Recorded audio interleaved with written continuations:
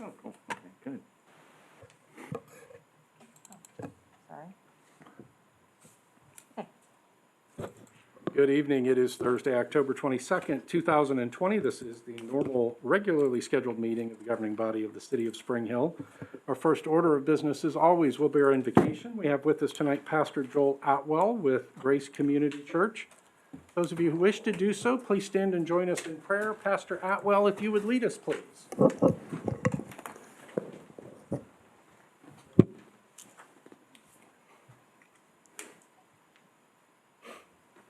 I was asked to come to the podium, so I'll do that. Our Father, we just take a moment to pause in your presence and to recognize you as God, which always reminds us that we're not. And so we look to you. We look to you as the Creator who spoke the worlds into existence. And it all belongs to you. And we are stewards of your creation. And we thank you that you've entrusted your creation to us. Pray that you'll help us to be faithful and wise. And Father, tonight, we think about the presidential debate that's going to be happening. And it just reminds us how desperately we need your help as a nation. And we pray, Father, that you'll lead us and that you'll put people in positions of leadership who will be wise and discerning and people of character. And oh God, we just cry out to you and ask that we'll be a people of righteousness and justice and peace. And Father, then we think just about all the levels, stepping down.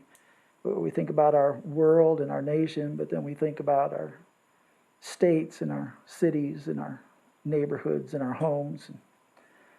And we just ask, Father, for your hand of blessing and for your leadership, even on this body here. Thank you for our mayor.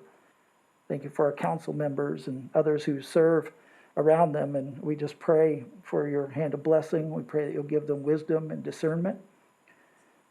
Pray, God, that you'll help them to think well and to discuss well and to lead well. We pray for our world during this time of sickness. And we ask for your hand of healing in the midst of all this COVID mess and God, just all the other things that are rocking and shaking our world. We just cry out to you. Thank you for hearing us. Thank you that you love us. And thank you that we can call on your name. In Jesus' name, amen. Amen. And continue standing for the pledge. I pledge Allegiance to the flag of the United States of America and to the republic for which it stands, one nation, under God, indivisible, with liberty and justice for all.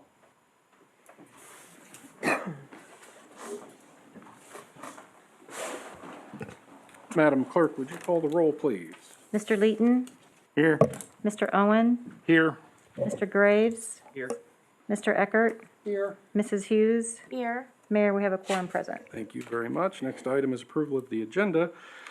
I have a request to move items 4, 5, and 9 from consent to formal, and we're going to pull item number 10 as not being ripe. That will be brought back up on the November 12th agenda.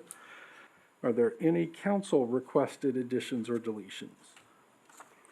Mayor, move to approve the agenda as revised. Second. We have a motion and a second. All those in favor? Aye. Motion carries 5-0-0. This takes us to citizen participation. This is an opportunity in the meeting for residents to address the council on items not already on the agenda. Anyone wishing to do so, we just ask that you step up to the lectern, state your name and address for the record, and then you'll have the council's attention. Mr. Riffle, we'll go ahead and take this now. I think it's probably a little broader than the more narrow item on the agenda.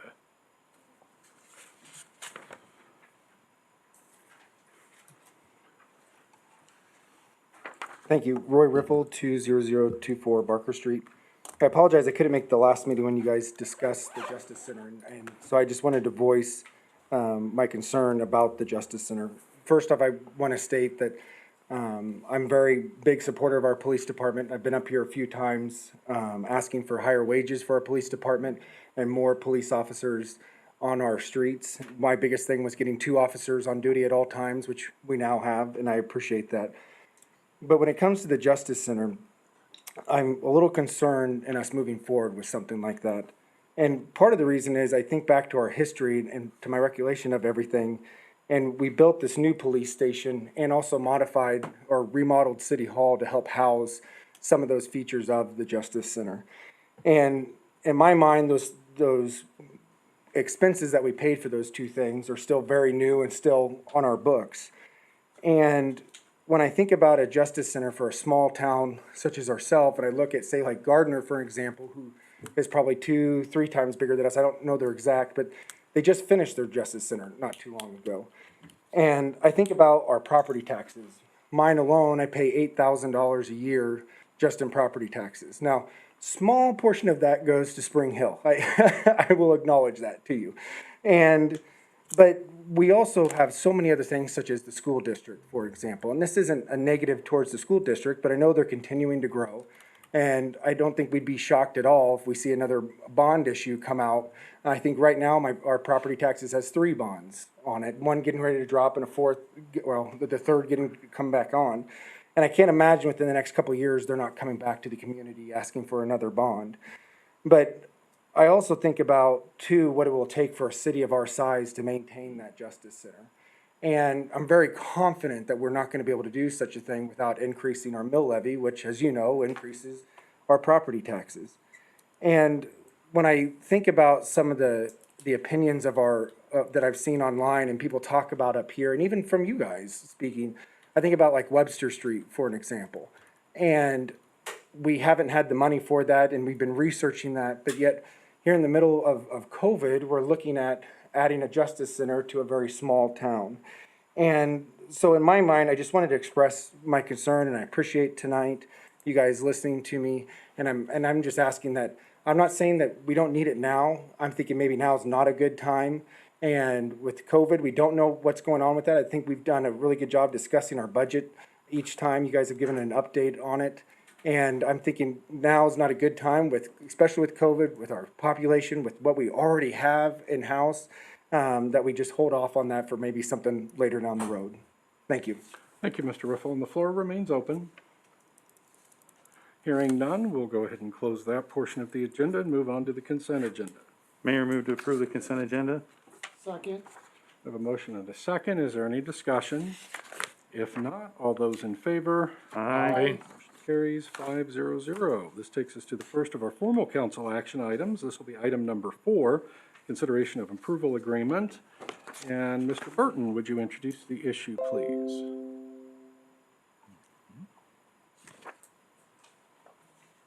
Good evening and thank you. Tonight first item on is the Bear Creek, final plat of Bear Creek 2 improvement agreement. The plat of Bear Creek 2 was approved by the Planning Commission with the, I'm saying that there would have to be a sidewalk running north-south in front of the 2 properties. In any type of plat, it is required to put in sidewalks in accordance to the zoning regulations.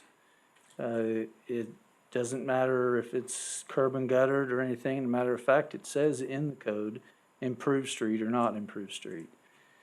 The first, just a little bit of background real quickly. This was first taken to the Planning Commission and we did not have a quorum. Then we called a special meeting. We did publish it in accordance with Kansas rules as well as the guidelines by the city. And the owner and applicant, we didn't notify them directly, unfortunately, so they did not attend. Then we put it back on the planning commission. The planning commission both times recommended that the north-south sidewalk be installed in front of these two. So the improvement agreement, there is no argument with the improvement agreement or no discussion with the improvement agreement except for the excise tax is 3546.04. And Mr. Atterbury and Net Zero Homes has provided a check for that. But under the improvement agreement, improvements to be considered, stormwater facilities and sidewalks. So that's why the improvement agreement is brought back up to the council, or it would have been left on the consent agenda. Those are the only two improvements that are really on this property. So with that in mind, staff, I don't know if the owner would like to speak about the improvement agreement? No. Okay, so staff and the planning commission recommend the mayor be authorized to execute the improvement agreement for the final plat of Bear Creek 2. So why did we move it to formal action? We're going to get to that in number 5. Okay. So, The applicant wanted to speak, but we're but not on gonna 4, but, piecemeal it. Well- We'll take it together. Correct. I just wanted to put it all together, so you got a whole picture of it all. okay. So are we gonna hold off on the vote for that one? We're waiting on a motion. Oh, Mayor, I move to approve the improvement agreement for Jefferson Street and Johnson Street for Bear Creek 2. Second. We have a motion and a second. Is there any discussion? If Mr. Owen seconded to Mr. Leeton's motion. All those in favor? Aye. Aye. Motion carries 500. This takes us to item number 5. Mr. Burton. Again, this is the actual final plat for Bear Creek 2, plat number 25-2020. Payne Brockway is the applicant with Net Zero Homes is the ownership of it. It's Jefferson and Johnson Street. I gave some of the background. It consists of 2 residential lots. It is a replat type. It was in the old district, so it's not really truly a replat, but they just went ahead and replatted it all and on there. Same discussion. The owner would like to speak on this one in regards to the sidewalks. Certainly. And would you like me to go through the rest of it, and Mayor, before the owner? Yes, please. Okay, thank you. So, the alternates on this, of course, are approved, deny, table, or remain back to the planning commission for further study. No, legal review on this. There's no budgetary. The recommendation of the Spring Hill Planning Commission and staff recommends the final plat of Bear Creek 2 be approved with the conditions of the sidewalks running north and south. And who wants to speak on behalf of the applicant? I believe Todd Allenbrand of Payne and Brockway. Okay, very good. Mr. Allenbrand, welcome. You have the floor.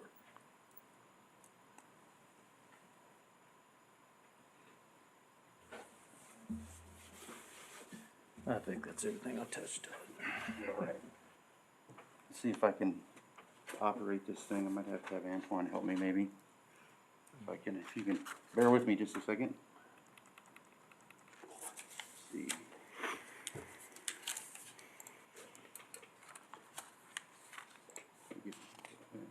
Oop, that might be a little much. Is it me, or did I just forget my glasses? If I zoom in enough, then you might not need them. All right, and I think, let me get this set here. Can you guys see that all right? Okay. All right, Todd Allenbrand, 426 South Kansas Avenue, Olathe, Kansas, Payne and Brockway, representing the owner, Paul Atterbury, for Bear Creek 2nd. First off, I would like to share with you guys that you understand, I know you realize that we had come to actually 2 planning commission meetings and didn't have a quorum at both of them.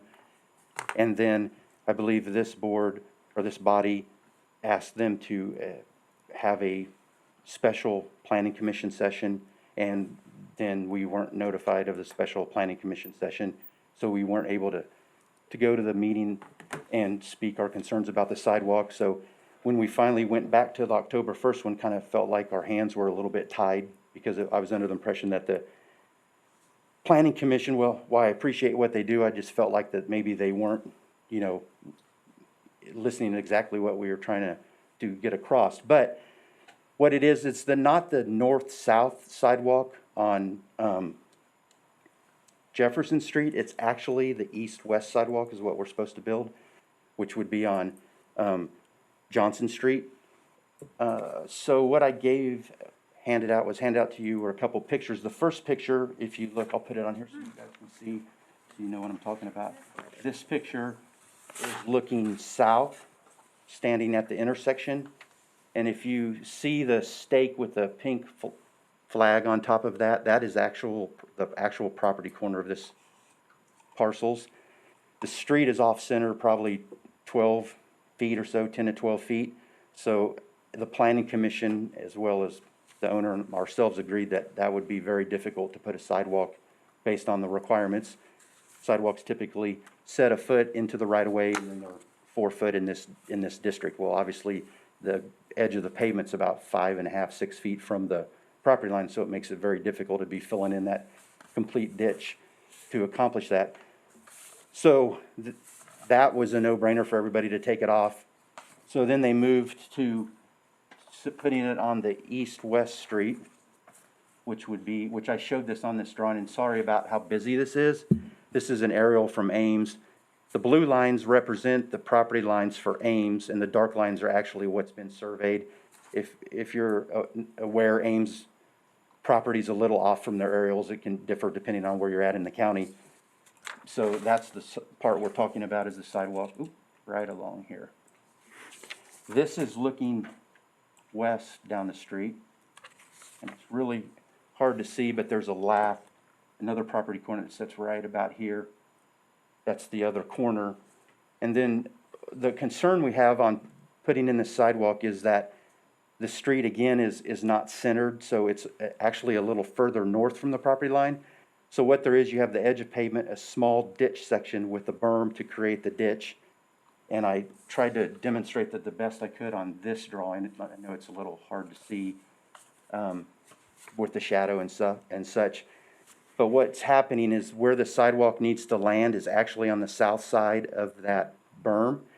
And with the sidewalk being on the south side of that berm, we kind of anticipated that it's probably going to take a half a foot, somewhere between a half a foot and a foot across the property to get the sidewalk up to meet the requirements to drain back towards the ditch. The other concern is where it comes out to the north-south street, it's going to be tough getting the ADA because there's a ditch there. I think the city has some ideas about putting a culvert in there to accomplish that. But what we think, and in our minds, is that we're being asked to build a sidewalk on 150 foot or possibly 130, whichever, and we shorten it up so that grades can be made in an area where there's absolutely no sidewalk anywhere for a couple blocks. I could spread this out a little more, but you can see there's currently no sidewalk. There's an alley over here, and then the right of way on this side.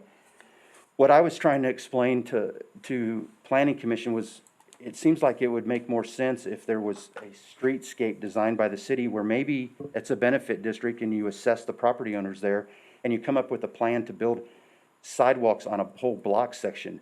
I know there's mechanisms that can be used, grants or benefit districts to build these sidewalks, and we think it would be a better product if it was put in that direction where it was thought about for that whole block to account for all drainage issues that it might be caused in the future. And I've heard that the property owners to the west are interested in a sidewalk, so at those apartments. So maybe there's an opportunity where, if the city was willing, where Paul could enter an agreement and that property owner for a benefit district for the sidewalks. He's not opposed to that. We just think that it would probably end up being a better product for the city I know you have a directive to start getting sidewalks in the part where there's no sidewalks, so we realize and understand the importance of the sidewalks. We're just trying to think of a way that it gets a better product, because we're concerned what he puts in today potentially could have to come out if something's designed, even if you don't put curb and gutter on the street, if a sidewalk's designed the rest of the way, will it work with the other properties? The other concern, if you look on the first picture, there's a large walnut tree right here. That doesn't slide so much. And that walnut tree is actually right there. So that walnut tree is setting in where the sidewalk would come through today. The other spot to the north, I don't believe the tree is there, but to give you a perspective about where the end of the storm sewer pipe is, right here, is about in the same alignment as the stop sign, if that gives you kind of a perspective where the sidewalk is. So what we're just asking if the city would be willing to entertain the possibility of a benefit district, or even something that Paul could create where the city could build the sidewalk and then assess his property. And I know that, I'm not sure how your body works, if it has to go back to planning commission. I'm just kind of feel like that if we go back to planning commission and they want a sidewalk and we disagree, are we going to get in this circle where we can't get out of? Just kind of feels that way. So I was hoping that this body could give us some direction and possibly look at other options. Okay. Thank you very much. Mr. Burton asked you to fill in some gaps for us, okay? Thank you. Can you put, number 3, page 3 on item 5 on the board? I think it's a better picture. This one? No, can you?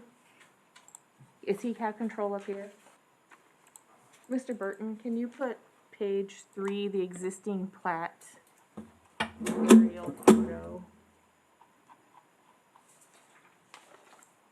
Well, and if you can, It does show it on the, Are you talking the picture or the actual survey? No, this one right here is the best photo I found to explain you're the talking whole the photo. situation. Okay. Yeah, that one right there. I have it on my screen. I didn't know it, but I can't share. So for a reference, where's the stop sign at? Is it at the two paved corners there?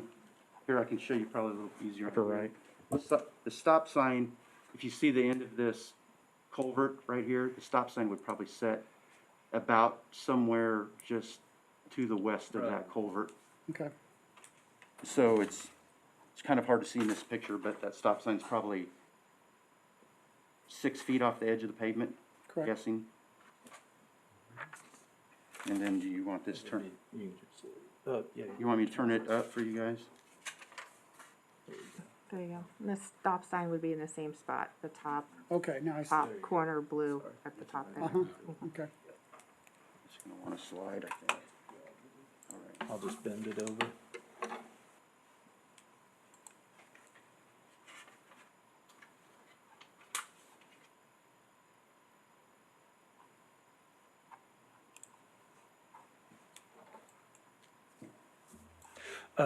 Okay, so we have looked at this along the east-west.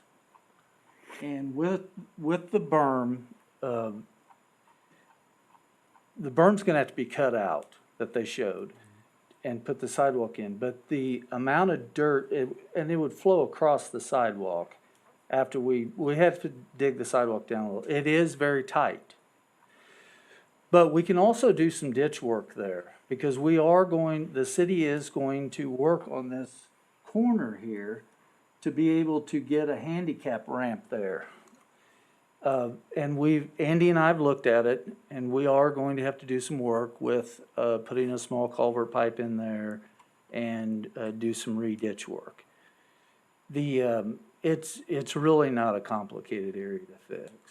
I mean, it's flat, we might have to do a little digging on it, and we'll have to do some work. There needs to be some work done on that ditch anyway, as you, could see in the picture that was represented by, Mr. Allenbrand.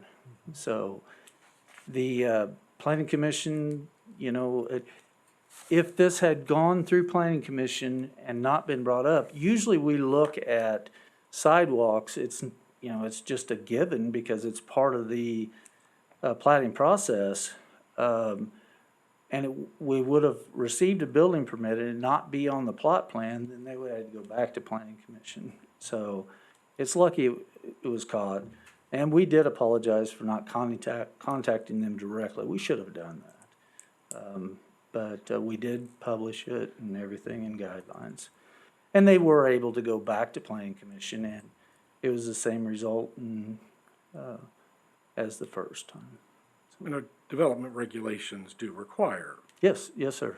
Development regulations, the zoning regulations require it, and as I said before, it requires it whether it's an improved street or unimproved street. And we thought, staff had recommended, obviously, as well as working with the owner and the engineer, that it would not work going north-south, you know, with the road offset so far, and, you know, the sidewalk would be right up against the street, and we already have that on Webster, and it's terrible, it's scary. So, Is there any water concerns? You talked about moving a berm and doing some ditch work. no, I mean, the way that that's set up now is where the berm's at, it actually sends the water to the west. And yes, we would have to do a little ditch work there. And he is correct, the owner to the west there, this group home here, they have contacted us back some time ago, and we were already in the process of working with Mr. Allenbrand on this. And they would like to put a sidewalk in, tie it in to their parking, because all this right here, and extend the parking out a little bit and use part of their parking for the sidewalk, and because their parking extends in there, and put a sidewalk in there for their residents to walk up to the library, basically.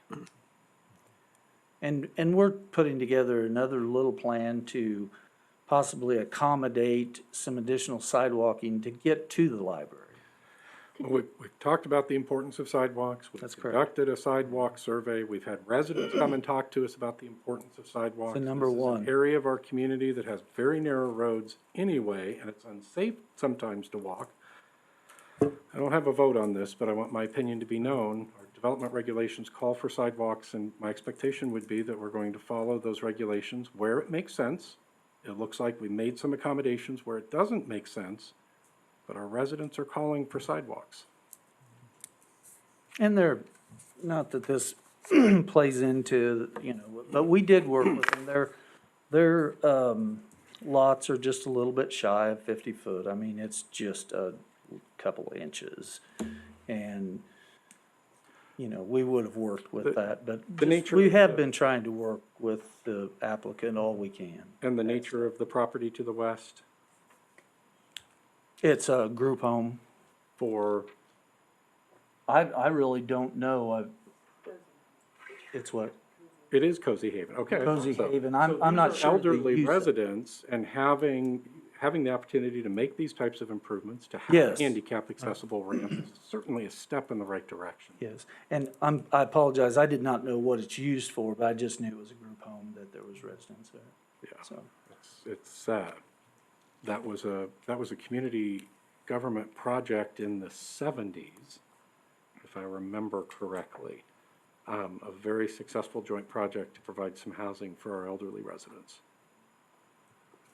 So, Mr. Burton, Yes, sir. we're removing the requirement for sidewalks from north-south, That correct? is correct. So east-west is all we're actually. That is correct. Okay, all right.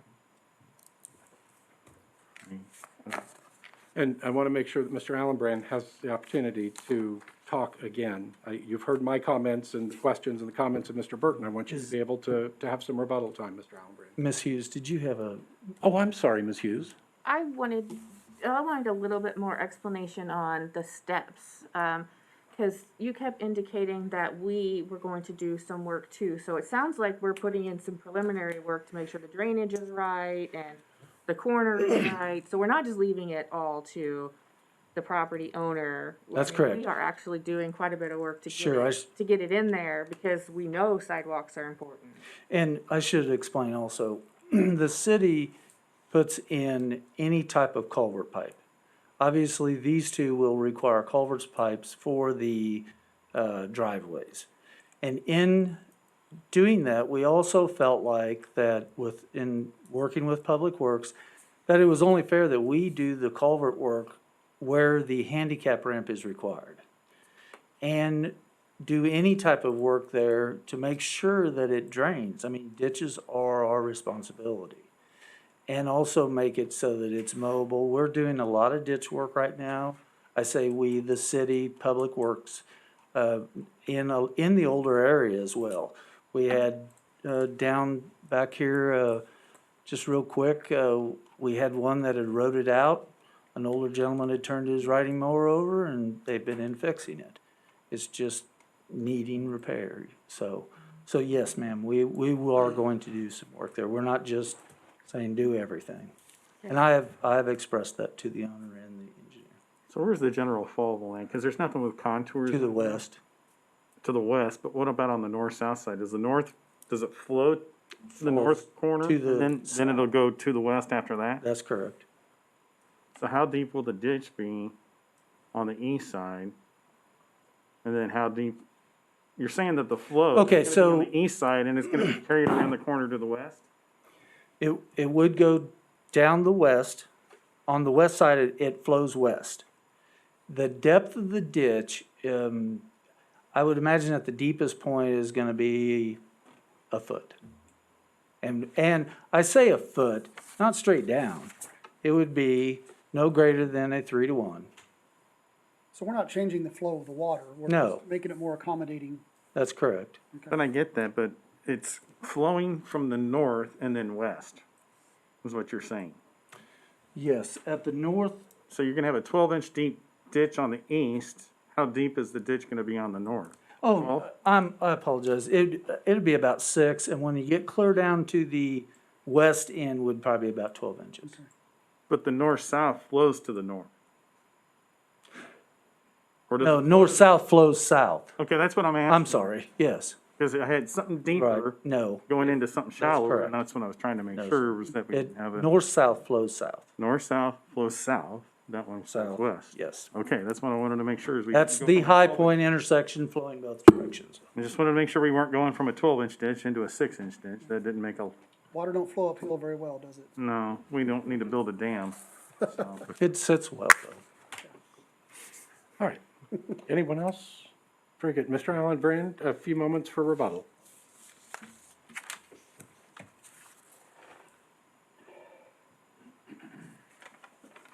Todd Allenbrand, Painted Brockway. Thank you. Actually, if I can show you here, this property is relatively flat as it flows north to south behind the berm. And actually, about in a location right here is a high point on this road.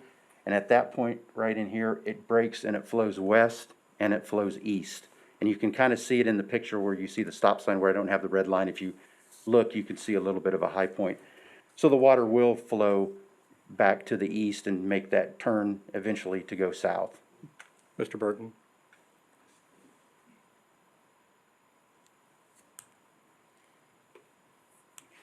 Right over here. So those, I'm sorry, so those are the improvements that the city will make to make sure that it all flows west. but at the same time, he hasn't done a plot plan yet. and He would have to do the grading that would go for that. That's correct. So we can make it so that we have fall to the west. He Yes. just has to then, at that time, when he does his field staking, make sure his plot plan matches that grade. That's correct. And I'm not saying, we might have to go all the way past the, past the residential homes. Cozy Haven. Cozy Haven, I'm sorry. We might have to go all the way to the next block, but it'll all need work anyway. And it's something that we really need to do, so, But we can get the city engineer involved if we have to for that, so. sure. And it's pretty easy to read it. All right. Well, it'll be interesting to see how it, honestly, in my opinion, how you can cut it to go drain west. It's gonna be substantially deeper than what it currently is, considering that it's got the road has a high point there. It'll be interesting how that works out.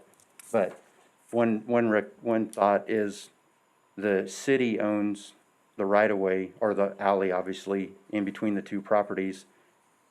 And if we need to build the sidewalk, you know, not knowing how that's gonna connect with the trees being in that area, it might, this is just my opinion again, a thought, but if we held the sidewalk short a little bit onto Paul's property, just so they can make a better, potentially a better transition from across that alley, that's just a thought, so.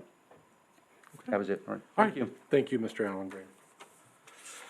Is there a motion?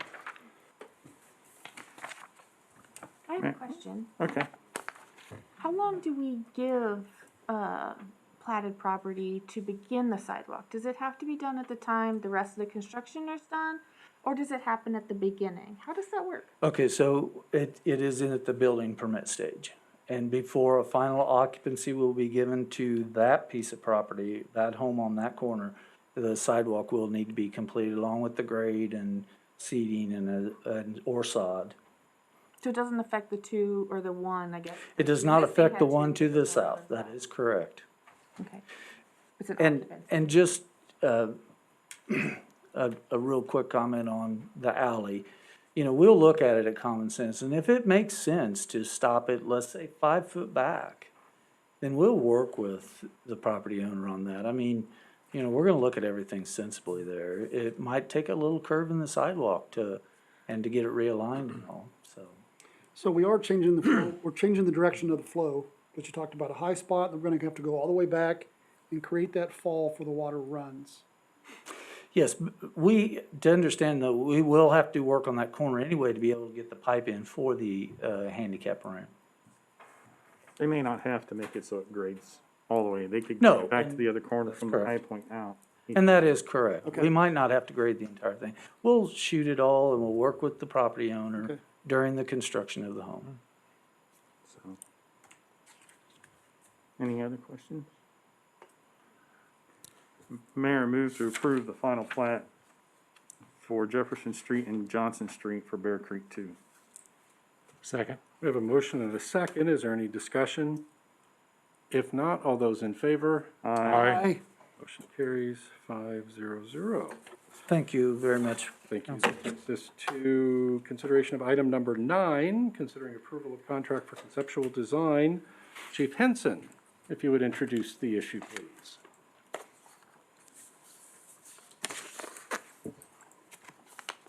Good evening.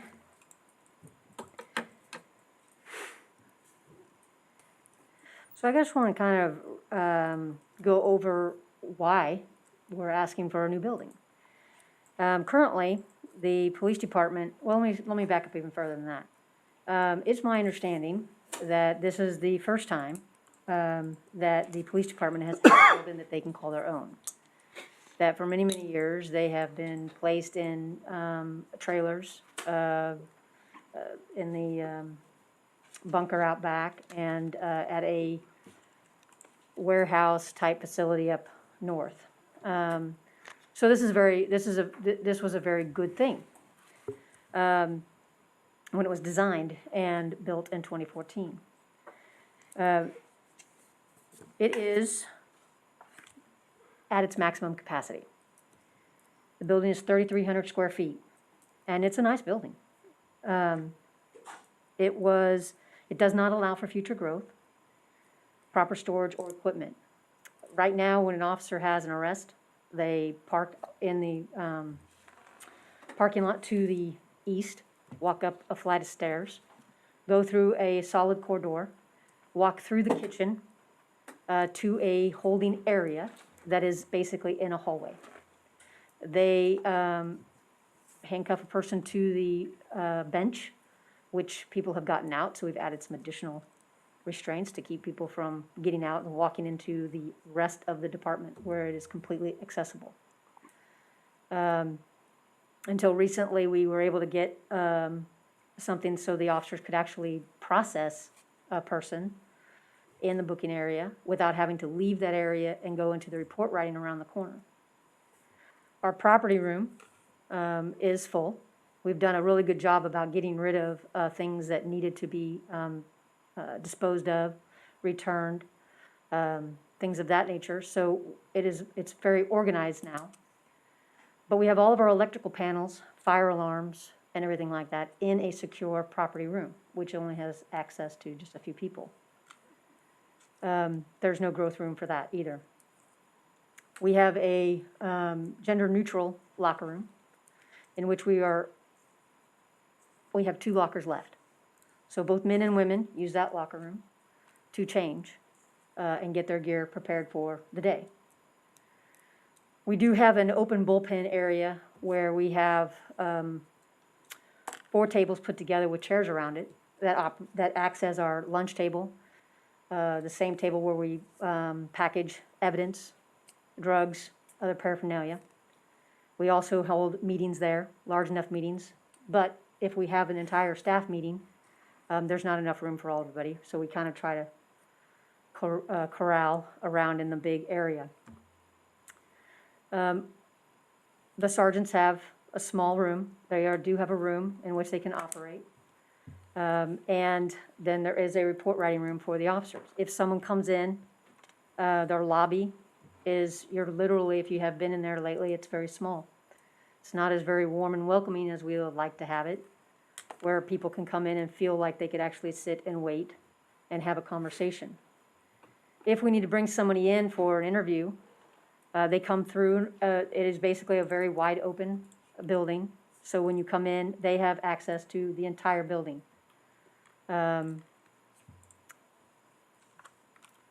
It works for what it needs now, but it will not work as we continue to grow. Mr. Riffle mentioned hiring and wanting more cops. I want that too. I don't have room for them. Recruiting and retention is difficult. There are so many choices out there. It's a buyer's market, if you will, for officers who want to do this job. They have a lot of choices to make. I'd like them to make Spring Hill as a choice. Some of that is salary and benefits, as he had mentioned, is important. Having enough people out on the street so they feel like they have backup, which we have done. But they also want to have space that they can safely operate, that's efficient and effective.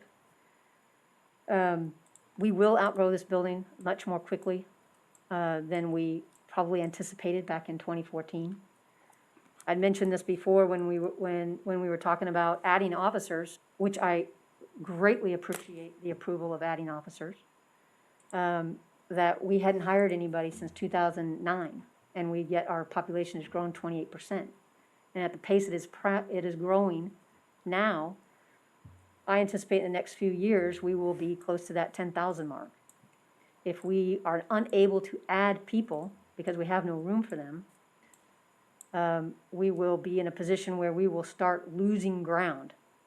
And the things that we are able to do now will be more difficult. As somebody who has had 28 years of experience, I've been in a city where it has grown. I know the struggles of when you're growing. And I know it's very difficult to try to stay on track, or to try to stay on pace, I should say. So I put it in a CIP to ask for a new building in the next several years. And during the CIP process, the governing body approved a referendum, which would say take it to a vote. As a result, last council meeting, we brought forward proposals in which GLMV came back with the best value and is willing to give us an updated needs assessment, a concept design, and marketing assistance for a vote for the public. And they are willing to do that for $1,500. Our last proposal for the police building was part of the city hall, and it was completed in 2006. Today, we're just asking for approval for a design concept so that the public can go to vote. And we're asking for that at a cost of $1,500. I do have with me Paul Michelle from the company to, for if you have any specific questions about him. I know that in the contract he put a lot of scope of services in there to hopefully address some of those previous questions that you all had. And so with that, if you have questions for Mr. Michelle, I'll have him come up. Any questions? I just have a couple comments. I think, I don't even know when we met, but that was my first time touring that, maybe last year, or within a year. And I think the point to reiterate, when I walked in there, realizing how tight it was, but you talk about the locker rooms for one, and it's not like a locker room. It is a very narrow, gender neutral locker room. The other thing that really was an eye opener, you talk about walking right through a break room when you're booking someone, and it's not private at all, wide open, and just, you know, you and I talked about the growth that you saw for this city, and I was really impressed when you talked about the projections. You know the numbers, you know where the city's heading, and just being in there, it's an eye opener, and I think it's fairly evident, not only to someone like me, but other officers as well, that it needs some growth in there. So $1,500 to me to get that assessment makes sense, and I, for one, think we definitely need to look at it. I also want to remind everybody, when we were looking at that, what was the old post office building, the acquisition and expansion of it, we talked about how long that might be useful for a police department. As our growth curve has shot up, and as it may very well shoot up significantly more as we look at a 700-plus unit apartment complex coming in, we anticipated what future use there may be for that police facility as an annex for public works and giving a more polished office area for our public works department. And that is an ideal facility for public works. So I do want the public to understand that if they do vote for this, when the time comes, it's not an abandonment of that property, it's going to be repurposed. I mean, I think there's a couple things to understand is that, yes, in 2006, there was a conceptual design, but it was not palatable by the council to move forward with such a justice center at the time. However, as we move. If I could just interject, it was actually 2005, I think, because it predated me just a little bit. Yes, And it was a $14 million campus approach. it was a whole. It was it wasn't just a justice center, it was a complete civic complex. And then when we move forward towards this facility, we also then, at the time, if I remember correctly, looking at this site where they're at now, looked at also possibly doing another location for them. And it was just not palatable at the time, but we needed to get them out of this temporary housing situation that had been going on for years. And it was systemic, and it was causing so much more issues that we don't even have now. We had the intent that we knew, like the mayor said, it was gonna be a short term. We just didn't quite know what the growth rate was gonna be and how short term it was gonna be. So where we're at now is we're not saying that we're going to go out and build it based off of this design right away. What we're doing is what we said. We're gonna do a referendum and give our people in the community the opportunity to say yes or no, we want to move forward with this. So this is not saying that if we approve the contract, we're just going out and building it. We're doing a referendum and giving the people the choice of whether they want to do it or not. It's their choice. So that's why I support go ahead and moving forward with the contract, because it's a minimal cost, marginal cost for a conceptual design for a referendum. So. Go ahead. I see it as a way for us to further our grant options, to be perfectly honest with you. I think the vote on it is perfect also, but right now we get a conceptual design in, and we can apply for more than just Justice Center grants. We can apply for community court grants, community assistance grants that have to do with our court processing, our victims advocacy, anything that we need as a region that we would then be housing in a new justice system, a building, could then be applied towards a grant that we could cut those costs, community costs down significantly. And I expect that to be a main focus for myself, at least after the design would come in. Yeah, and I understand the sensitivity to, the times we're in and all of that. And to Chris's point, we're not saying go do it now. But looking at those numbers that were presented for $1,500, it seems like one heck of a deal to at least move forward and see if people will be interested in it. And the timeline for the referendum would be, what, the fall of next year? Summer to fall of next year. Summer to fall of next year, so I'm crossing my fingers and really hoping for us as a country that we're past this pandemic and past COVID at that time, so I sure hope so. We're looking at the referendum then. And then what would be, timeline-wise, what we'll be looking at then, in the event the citizenry said, yes, this is something we want? We would move forward with contracts, we would move forward with the entire process. I understand that, but timeline-wise, what are we looking at? Immediately after the vote is certified, then we're able to move forward. Then we're rock and rolling. Yes, yeah. With regards, All of the paperwork piece obviously Right. has to be done first, Right. sure. yeah, I think that timeline gets laid out as they go through the design phase. It Okay. lays that out so that when the public goes to vote, that's already known. it's laid out there of what the timeline would be. Maybe the consultant could answer that question for us, if that would be part of the deliverables for us. And that might answer some questions for you. Would you like my business or my residential address? Business address. Okay. Paul Michelle with GLMV Architecture, 9229 Ward Parkway, Suite 210, Kansas City, Missouri, 64114.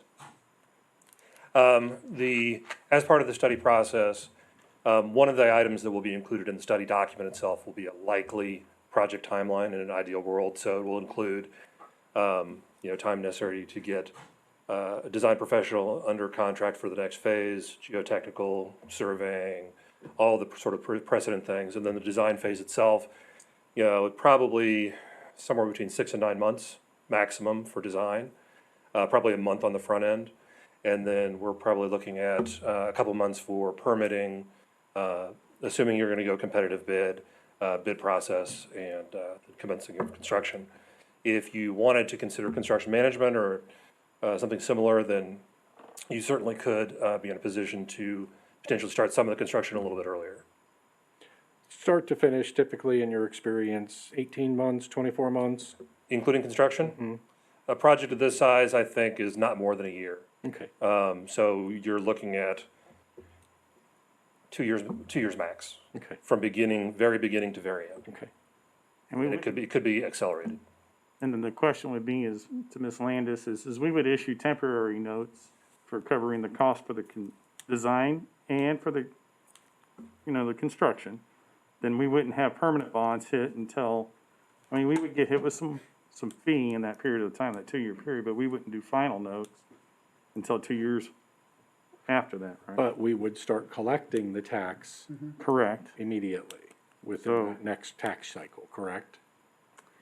Once if a referendum is approved for a property tax increase, that would be effective at the start of the next tax year.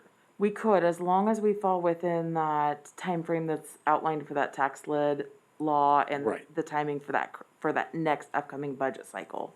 So we'd have to work that into the timeline, which we could work on putting something like that together. Just a brief general overview, just to kind of give you a better look at the process. So the referendum paperwork goes in the summer of next year, and then it goes to a vote in November, correct? Not necessarily in November, so Okay. probably in July, August, September timeframe in there for a mail-in ballot. Okay. And then that's a referendum, so that counts towards the tax lid exclusion, correct?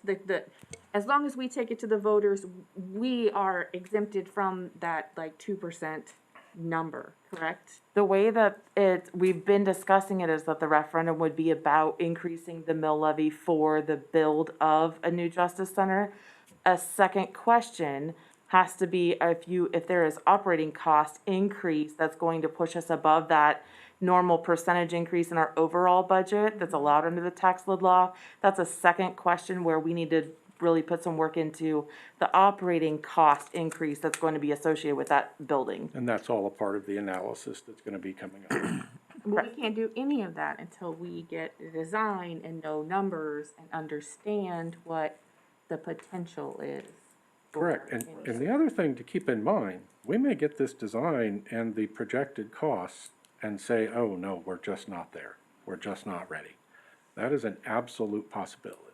Mr. Mayor, with this, work that they're doing, will that also encompass the site, the property it's gonna sit on as well?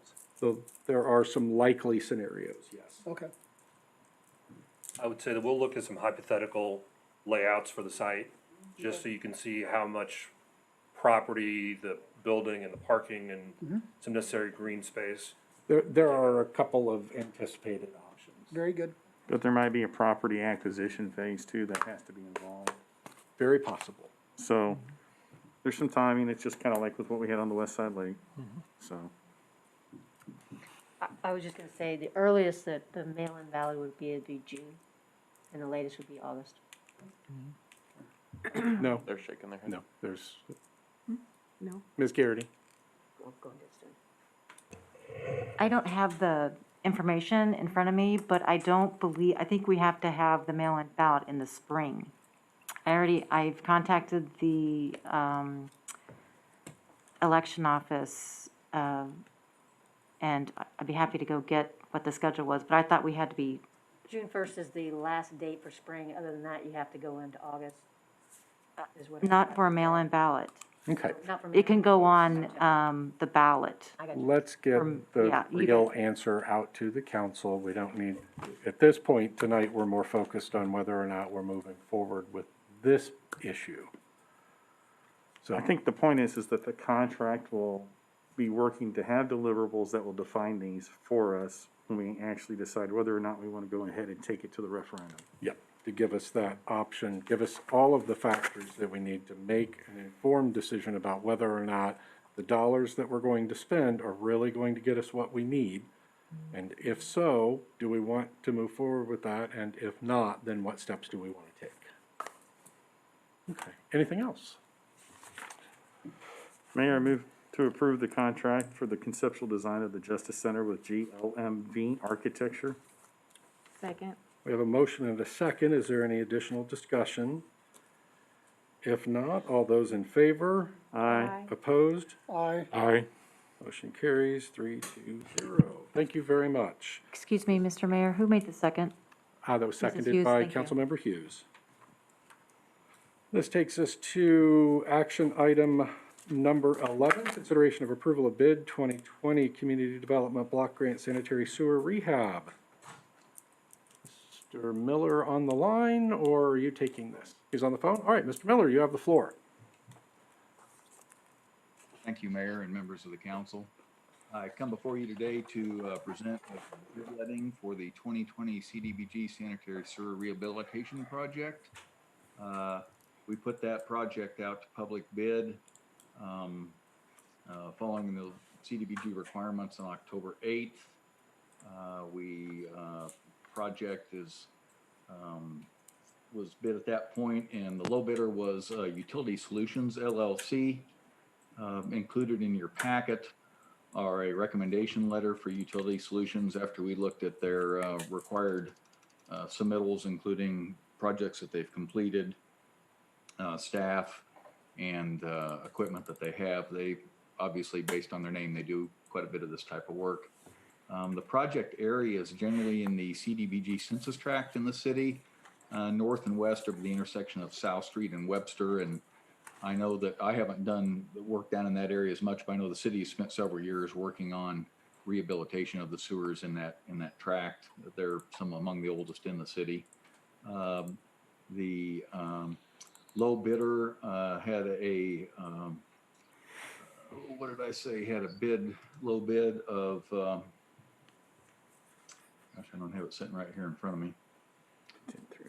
It's about about $209,000, I believe. I got to add the CDBG portion, which is $153,000 based on the agreement with Johnson County. Remaining portion will be funded by the city's wastewater fund in the amount of $56,000. Oh, there's the number, 210,304. And I'm informed that the wastewater fund has adequate budget for this purpose. It is well under the wastewater budget for the project, and while we think we've about worked our way out of this area, we are going to take a look at whether there's anything that we engineered out of the project over concerns about the budget that we might want to include back in after we get them started working down there. So recommend the governing body authorize Mayor Ellis to execute the notice of award to Utility Solutions LLC in the total amount of $210,304. If that is your wish, we will then prepare contracts for the next council meeting. That's all. Thank you. Mayor, move to approve the notice of award to Utility Solutions LLC for the bid in the amount of $210,304 with the CDBG amount $153,873 with the city's portion from the wastewater fund and $56,430. Second. We have a motion and a second. Is there any discussion? One thing that I just want to add, I have appeared before the CDBG Review Committee in the past. This is a committee comprised of county professionals as well as community volunteers. This program is administered throughout the county for any number of really unique projects.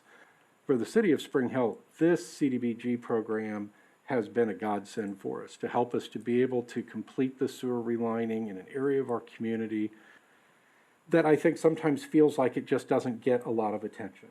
And I just want to express my gratitude to Johnson County, to the CDBG committee for all of the hard work that they do in allocating these federal dollars to their highest and best use. All those in favor? Aye. Motion carries 5-0-0. This takes us to our first of two discussion items, ethics policy. Mr. Jenkins, you have the floor.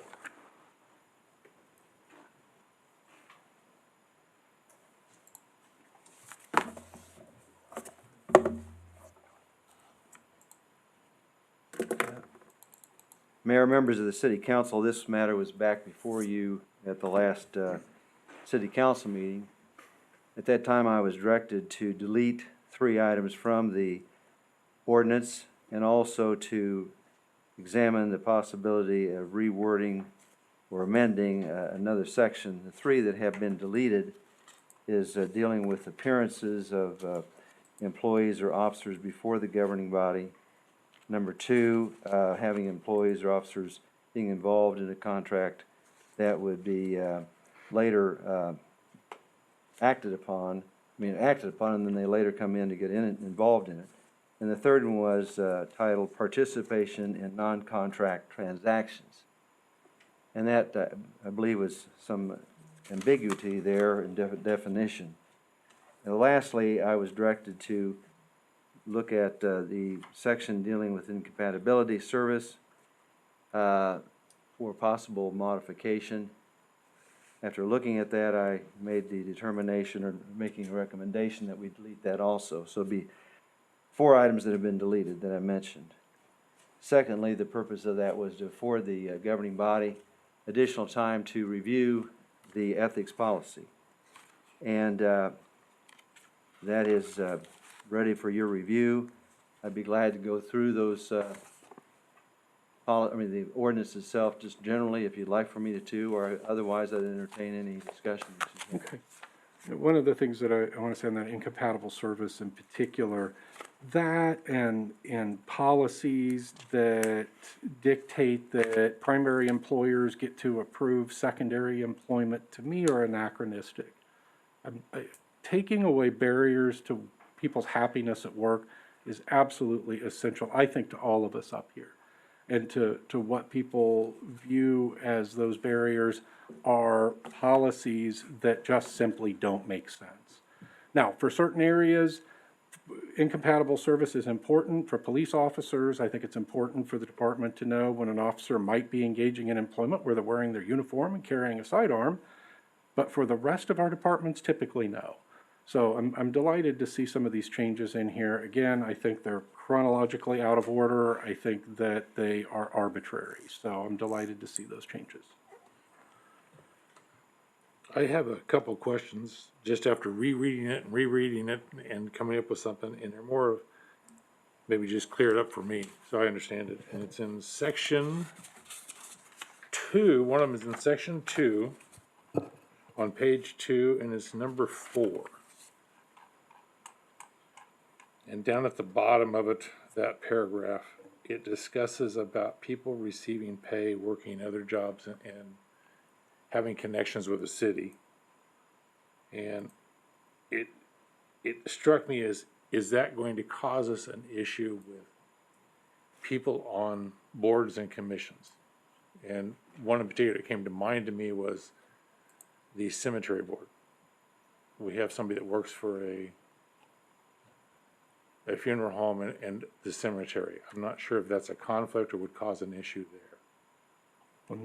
Not that I see between And that's, I just wanted to make sure. funeral home and a cemetery. Right. Because it's the family that decides where the burial will Okay, occur. and that's fine. I Cemetery. just saw it and it was something Sure, that came to mind. I wanted to make sure. The other thing was in section 4, number A. It talks about no elected or appointed city official or employee shall, without proper legal authorization, disclose or use confidential information. What part And- of Where were you at? Oh, section 4, Section 4A. page 3. Number A, disclosure of confidential information. Yep. Oh, 4A, okay, Yeah. on page. Okay. And, actually, somebody had been looking at it and they brought up to me, they said whistleblower.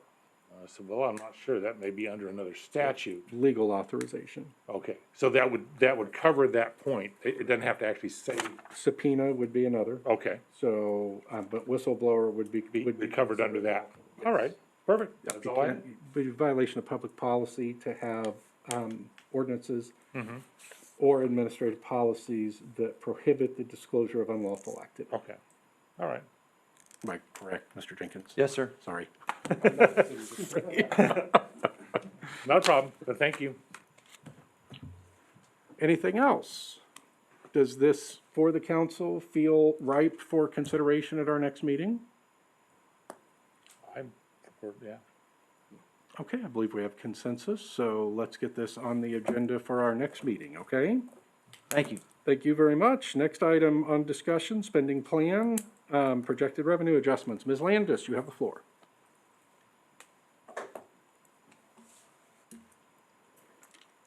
Thank you. This is our monthly update, and this time I have added in just a little bit of additional information because we are at the end of the third quarter, actually a little past the end of the third quarter. And I think that what we have done so far is a great preparation as we get towards the end of the year and making adjustments in anticipation of those things that may happen. And now that we're 3 months out from the end of the year, we need to start really looking at where we are landing right now and then forecasting where we really forecasting where we think we're going to be.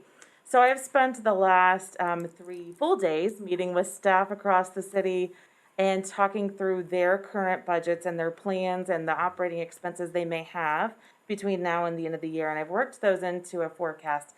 And this should all be taken with the understanding that obviously things can change even from month to month. And as our departments may not be planning on large expenditures such as equipment maintenance or vehicle maintenance, those things can happen. That's the idea behind the operating expenditures and their budget for their department. So we will reapproach this again in December. I believe that we'll probably skip the November presentation just because it'll be early in the month and we wouldn't have that information. Would that be accurate? Yes, and so we'll meet again in December at that first meeting to further discuss where we may land. The purpose of putting together the spending plan this year was obviously early in the year, we knew that the coronavirus pandemic was going to have an impact on our revenues or potentially have an impact and on our expenditures. And we needed to make sure that we were prepared for that. And the governing body and the staff all did a really great job of coming up with really great ideas on how to approach that. And we put a lot of those things into play. And I think that's what's really put us in a good position where we are now. Obviously, we need to take caution or be cautious about what we spend between now and the end of the year and even into the early part of next year, not knowing where we may land at the end of the year and the things that we don't have control over impacting us. So the other areas that we would identify, we have identified some areas that could impact or that we could use this year to also impact our bottom line, but we could probably use that same approach for early 2021 as well. I wanted to touch base on the general fund. This is just a third quarter review. I wanted to show here that right now, this is just a third quarter of 2020 compared to the 2019 third quarter. You can see that our revenue is higher than 2019 and our expenditures are higher than 2019, but we budgeted that way and we knew that those expenditures were going to be higher. What I see as most important here is the gap between the expenses and the revenue in 2020. I did include the two graphs to the left. I don't expect you to go all the way through them, but I know that some of you like the detail, so the detail is there that supports the graph that we're looking at. Looking ahead, I use this again to give you the detail that some of you like to use, but really the bottom line here is where you see the operating balance. This is where I'm forecasting that we could be at the end of 2020. $405,000 being rolled over in addition to the reserves that we always want to keep stable in our general fund of the $750,000. We did budget just over $200,000 as a beginning fund balance for 2021, so that does put us at about roughly $195,000 that we would roll over. That is significantly less than we have rolled over in the last couple of years, but it is more than we were originally anticipating we would roll over, so I still feel like that is a good place to end 2020. Again, that could fluctuate up or down, but I believe that it does show us that we have some space, some gap there that we can realize some changes and not have to panic and make additional large adjustments right as we enter the end of the year. This was just a demonstration of how the sales tax impact by source hits our budget. This is just an increase or decrease over 2019. Currently through the end of September, the city sales tax is up 10% over third quarter collections of 2019. This doesn't have anything to do here with the budget, but it does show you how originally we said, okay, well, we're thinking 25% under our budget. We're thinking 15%. And so each of these sources are actually different. So it does make it difficult, but we are forecasting by type of source. They all actually impact our budget differently percentage-wise also. So that's just an illustration of how they do impact the budget overall. And if you'd like to see the detailed part of that, the sales tax reports that we produce monthly are on our website. And you can see the breakdown by type of sales tax source in there and the percentage changes from year to year, as well as where we are and where we expected to be this year. These are some items that we had originally discussed as steps that we would use to offset the impact. On the very top section, these are items we've already discussed. Nothing has really changed there. It just goes to further support the $405,000 number that we've talked about. There we did freeze lots of positions early on. We have had several unfilled vacancies throughout the year, so that did actually work in our favor number-wise. It didn't work in our favor staff-wise. I know that we've had several departments that have been trying to make up ground. And we've talked about overtime and those things, and a lot of those areas are because we have had vacancies in those departments. We have a 27th payroll in 2020, and it's not something that we would have gone away in 2021, so we've accounted for that here as well, and also the aquatic center closure is accounted for here. We did identify about $240,000 in additional items that we could pursue if we needed. Given the current forecast, I don't know that we're going to need to go there now, but we may need to keep those in mind for early 2021 should things go in a different direction. These are just a quick look at some other funds. I did not put a lot of detail in here for you, but I know that in previous conversations we've talked about how is this going to impact our water and wastewater fund, our debt service fund.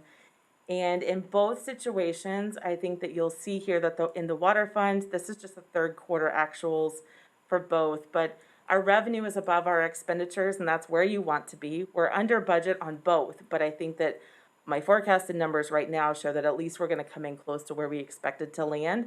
We do have reserves in both of those funds, and so that does help us in both areas. We do have additional development fees that have come into the water fund that we weren't actually realizing in past years because of new development in our water area, as well as the continued increase in development fees for wastewater funds. And one last fund to consider is the debt service fund. This is one where I'm anticipating we'll have possibly just under $100,000 that will roll over. to the beginning of 2021. We were concerned about this fund. The reason it's here is because we were concerned about property tax collections and delinquency, but more importantly, special assessment collections and delinquency. As of the end of September, we have collected 100% of both. So that's not a forecasted number, that's an actual number.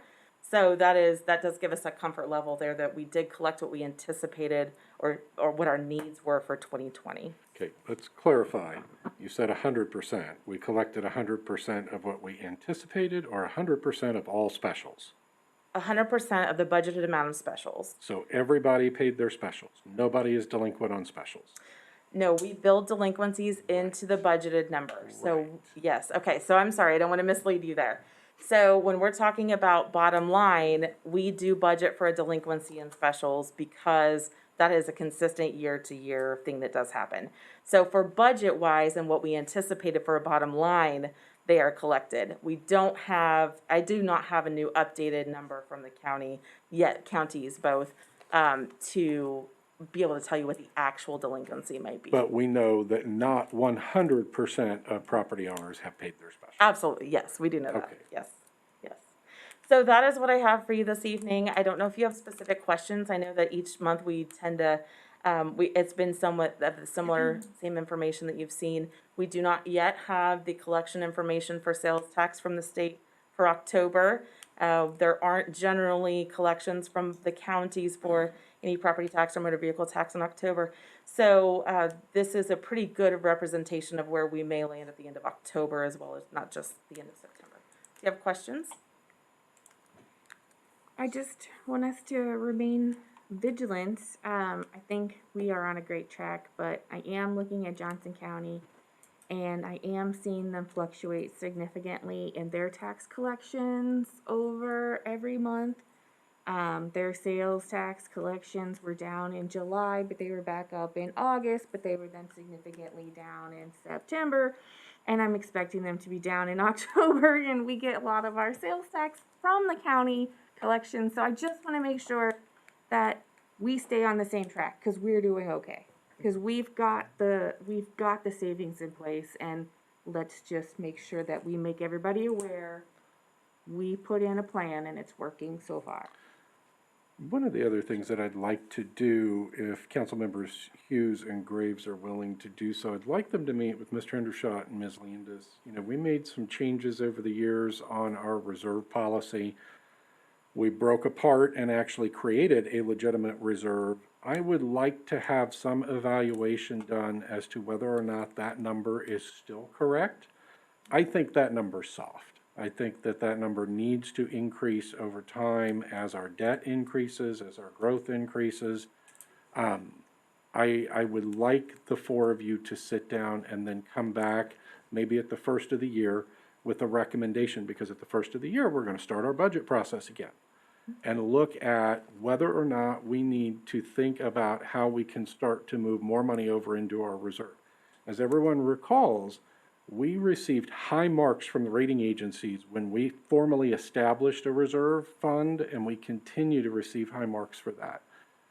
Maintaining that reserve program and showing, I think, demonstrating that we're managing it appropriately can also help to continue to reduce our borrowing costs. So would the two of you be willing to do that?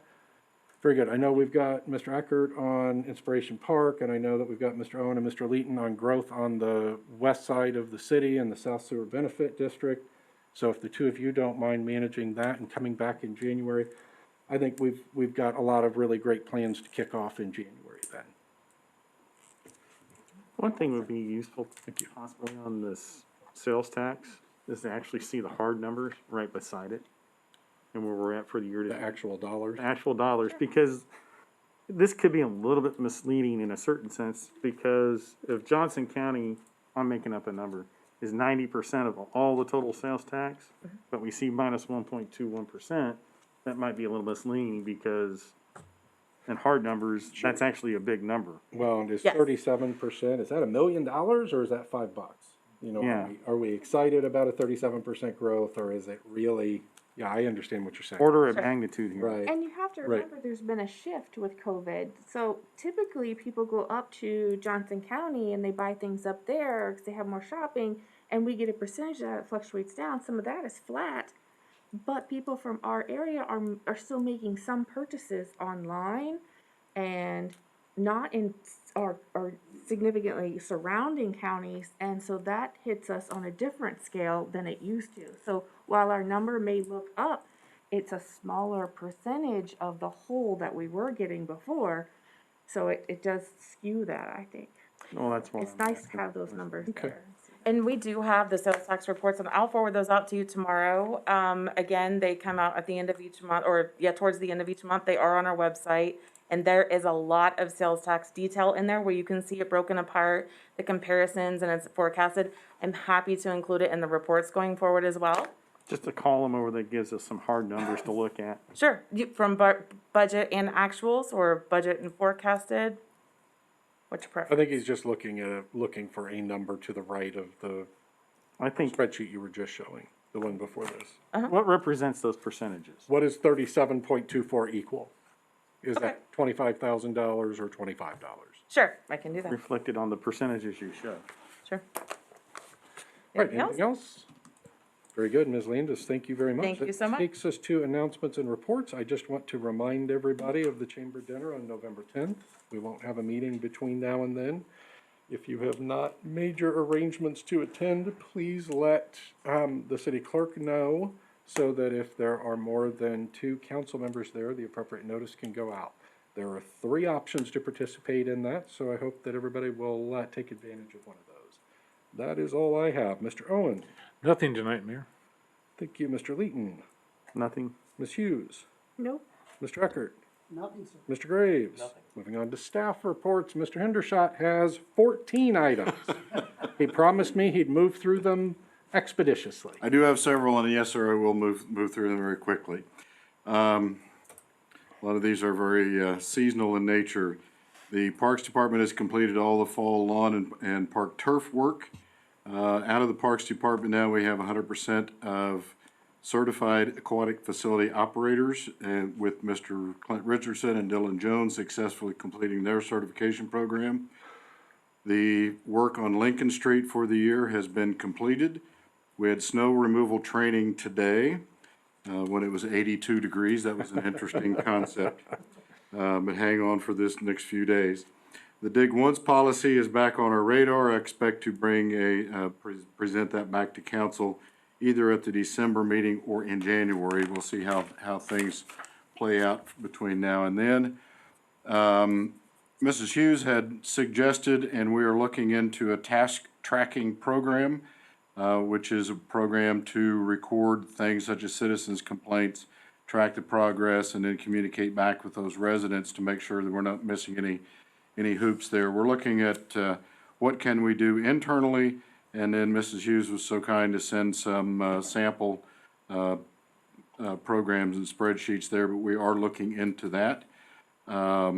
Construction activity in Oakwood's really excited. That Oakwood subdivision has been sitting idle for many, many years. If you get a chance, take a drive down Lone Elm from South Street. You'll see 8 or 9 new homes being under construction, and I understand that there are perhaps more permits in the wings for this year. And I'm gonna interject here, so this doesn't get charged to your time. Thank you. I just want, I want everybody to understand the significance of work actually commencing in Oakwoods. Oakwoods is a subdivision that had more than a passing amount of improvements installed, meaning curb, gutter, street, sidewalks, and then went bankrupt. The bank took ownership of it, and over the ensuing 12, 13, 14 years, between Mr. Hendershot, when he was Community Development Director, and Mr. Burton, who's our current Community Development Director, I think there have been 4 different entities that have attempted to start a project there. And for any number of reasons, we're not willing to commit to that project. And the work that Pat and his team have done to get these current plans off the ground, the fact that we have 8 new homes going in there is not insignificant. So I encourage you, please do drive down there. Please take a look in that area and see. This is also right in the middle of our water district. And that is good news for all of our water customers. So Jim, Pat, I want to congratulate both of you for getting a project off the ground there. That is just terrific news. Go ahead, Jim. Thank you. Plans for hometown holidays continue. There'll be an article in the upcoming newsletter that'll provide more details there on how we'll change our normal routine for hometown holidays to be more, shall we say, COVID-friendly and responsible. The additional microphones for the council chambers have been ordered. We'll work with Mr. Smoot on a schedule then of when those can be expected to be installed. We continue to submit requests for funding of CARES projects to the counties and for reimbursement of expenses. That program is going well. We've been asked to supply some additional information on a lot of our funding requests. Ms. Woods and Ms. Landis have been spearheading that and have been moving along quite nicely. And then I'm going to have a little different experience on November 2nd. I'm going to have a discussion with the third grade class on the importance of local government. And I'm looking forward very much to that virtual conversation and what their questions might be and what their understanding might be of local government. So I'm really looking forward to that. That is all, sir. I'm sorry, did I miss it? Did you cover permits issued for RG Fiber for? Oh, I'm sorry, yes. We have issued the right-of-way permit for RG Fiber. The Kansas Fiber Network right-of-way permit has been received and is under review and should be issued very soon. We have also issued or approved our portion of the KDOT right-of-way permits for Suddenlink as they come up from the south. They were working through theirs, and part of that was in our jurisdiction area, so we signed off on those as well. So we're moving rapidly towards some broadband issues there. And also the electrical permit for RG Fiber has been issued, correct? I believe that's correct, Mr. Burton. That is correct. Okay, so hopefully we will start seeing some movement relatively soon. I know I met with RG Fiber, had a discussion. I know one issue that both contractors experience is just how many available hands there are to come and actually start doing some of this work. I know that materials can be a little bit in short supply for these folks too. So I just want everybody to know that the city of Spring Hill has done its part and will continue to support both of those organizations as well as any other organization that is looking to move forward in Spring Hill, which it appears Suddenlink is. So we're delighted to have their progress as well. Yes, sir. Suddenlink? They have been doing a lot of work, and you might recall. But them trying to move into our area, is that relatively new? Well, you might recall either last meeting or the meeting before, we had talked about clearing up those final issues with regard to the fiber vaults in the front yard. So that was the kind of the last issue that we had to work through with Suddenlink. So they've had a plan for a while to move through and offer upgrades into multiple neighborhoods. Talked to two guys today, So- that's what you said there. Rolling forward. So, very good. All right. Thank you, Mr. Hendershot. Madam Clerk. Ms. Landis. Thank you. I have just a couple of things. And a couple of meetings ago, we had talked about creating the Roundup program, and I believe I gave you an update at the last one. I have sent out a request to both the mayor and Mr. Hendershot to talk more about the timing, an appropriate timing of rolling out the Roundup program, but it is ready to go. And as soon as we determine what the right timing is, then we'll get something out to the public and in the newsletter and back out to the council. And can we call it Roundup for Water or something that doesn't make it sound like we're collecting people's children? Yes, we can. Okay. Yes, we can. I did also, a couple of meetings ago, we talked about, I think in a very similar conversation, we were talking about donations for the Utility Assistance Fund. And we talked about making the effort to make donations to the city easier and the potential for forming a foundation. I have sent quite a bit of information to Mr. Jenkins and Mrs. Hughes and Mr. Hendershot to review on that. We do have a recommendation. There is not actually anything we need to do. We won't need to set up a foundation unless we want to move ahead with other granting opportunities. But for the purpose of doing donations for the city and for any of those programs, There's a few things we need to change to make it easier for donors, but I think they're all easy and things that we can do immediately to make that easy. Yep. And then we will have a utility regs, regulations for both the water and wastewater funds available to you, I believe, on the November meeting, if that fits into the agenda. We've been working really hard on some proposed, changes or updates to that. The last time it was updated, I believe, was 2013. So we've got some things to bring to your attention, but we want to bring it as a discussion item so that we can have your weigh in as to those things that might need to change in there. And then also just a final update, Mr. Eckert, at the last meeting, you had asked about the long distance bills. And we did just pull up those two bills. We do spend about $125 a month between two separate bills that we receive on long distance. Those phone lines are, and that long distance cost is associated with services like the fax machines, the SCADA service, where they have to have a hardwired service as opposed to just a Wi-Fi service.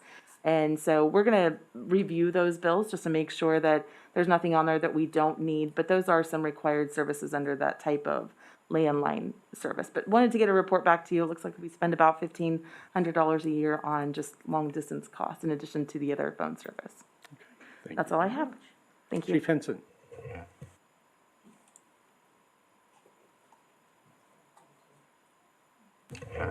I just want to say that this Saturday at Spring Hill Police Department, we are taking everyone's drugs. No charges, it's free, drop them off. It's National Drug Take Back Day.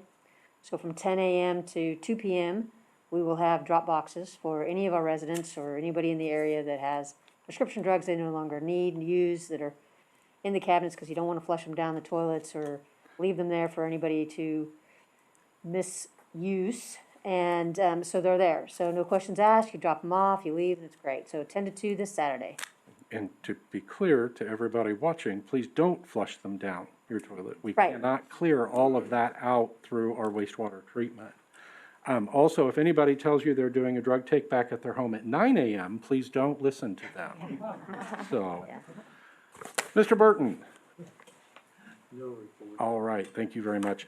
One other thing that I forgot to mention, I had a resident call me last week in regard to an issue where a dog had broken free from a neighbor's home and bitten someone, causing some serious injury. The animal in question had not been registered, and that reminded me of a conversation that I had raised last year, I believe it was, and possibly even earlier this year, about doing away with our dog licensing.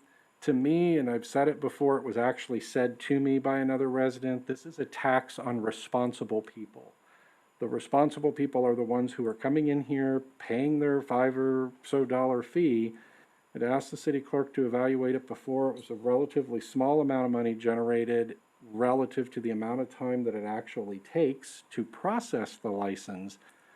Would the council entertain doing away with that dog licensing fee?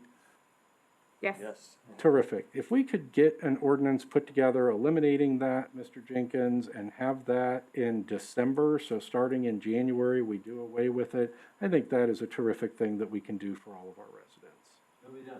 Thank you very much. And Mr. Jenkins? No report. Thank you very much. Would entertain a motion to adjourn. Second. All those in favor? Aye. Very good. Mr. Burton, Mr. Hendershot, Mr. Owen,